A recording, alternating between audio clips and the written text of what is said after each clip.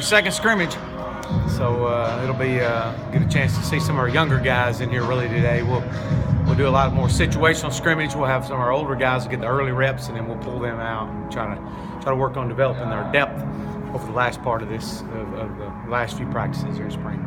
Anything specific that you didn't see in the first one that you'd like to see, at least from the older guys or the first and second teamers? Well, the biggest thing I want to see is continue to improve. We're going through live in our special teams right now, so I definitely want to see a little bit more of improvement in our return game and our coverage units. So that'll be something, a big emphasis for us today. A lot of situational coming off the back end line, seeing how that is. But just really kind of getting these guys learning to play together, continue to grow together, and really look long and hard at some of our young guys today. We got some, as everybody is in spring ball right now. You've got some depth issues. You've got some guys that'll not be practicing today. Some of us by design, some of us by an injury, but that's okay. We'll have some walk-ons in here today, which will be good to see. So I'm excited to see what second scrimmage here is going to bring. Which of the younger guys, like specifically, do you really want to get out there and get some reps?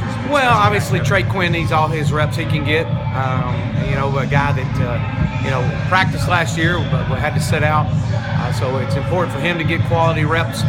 Myron Gilliard's another one that's very important to get quality reps. Eric Sutton, we're hoping to get Eric back. Eric had an ankle sprain on Tuesday. Hopefully get him back today. He needs another one. He gets rep. Christian Davis is another. It's really our young guys that were redshirted last year and coming off a redshirt year. Kadarius Smith has had a really good spring. Braxton Webb is another one. Jacob Dedora. And these guys, Harrison Barton, guys that they can't get enough practice right now. At the last scrimmage, Cortland Sutton didn't play a whole lot. Was that because you already know what you have in him and you just wanted other guys? Or was he dinged up at all? No, he's not dinged up at all. And we want to keep him that way too. And we know what he's got. He's a proven player. We got a lot of players out here that have played a lot of ball for us, and we're really seeing that experience right now with these guys. And so Cortland's another one, obviously a leader for us that is limited in what he can do as far as what we want him to do on a scrimmage situation. And so he'll start out early, and then his reps will taper off. So will Justin Lawler, Evan Brown, those guys that we know what we've already got in those guys. What have you seen out of Trey Quinn this spring? You mentioned him earlier. How's he? Well, he's everything that we thought he was when we were recruiting him at Clemson, and then to be able to get him here, he's been a huge addition to this football team. His character, he's a great football player, but he's a better person. And the character that this guy brings to our wide receiver room, to our football team, is you can't measure it. And so this guy's going to have an unbelievable future ahead of him, a great career, and we're excited to see him as he continues to progress and get back into that game mode that he needs to be in, ready to go for fall camp. When you recruited him to Clemson, what stood out about him on the field and what he was able to do? Well, he was just dynamic. I mean, he has such a great ball skill set. And an understanding of the game, a passion for the game, loves the game of football, got a great family. Those are things that really just attract you to players. And his character, obviously his character is huge for us and how we're building this program. And so to be able to recruit him then and think, man, that we didn't get him there, but yet to find that he's even more than what we originally, we knew he was going to be great, a great player, but he's exceeded our expectations of the type of person he is, and we know what kind of player he's going to be. Jemrick Gary getting some work inside, is that simply roster management and numbers, or is there something about him, either his play or the fact that he's growing physically, that makes you think he's better suited there? Yeah, well, we would actually try to like to grow him closer to the ball. We really want him to eat his way closer to the ball if he could. And so we've used this spring to see that.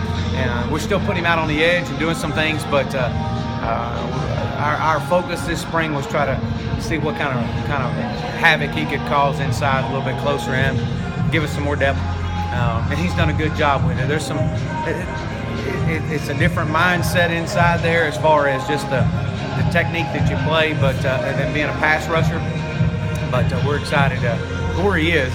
We hadn't quite completely said 100% this is the move that needs to be made, but you guys play about 12 guys in the D-line last year, a couple redshirted. What have you seen out of some of those redshirt guys this spring, like Ken McLaurin and Pat Jones? Yeah, Ken has had a good spring. We'd really like to see more consistency with him, working on getting himself in shape.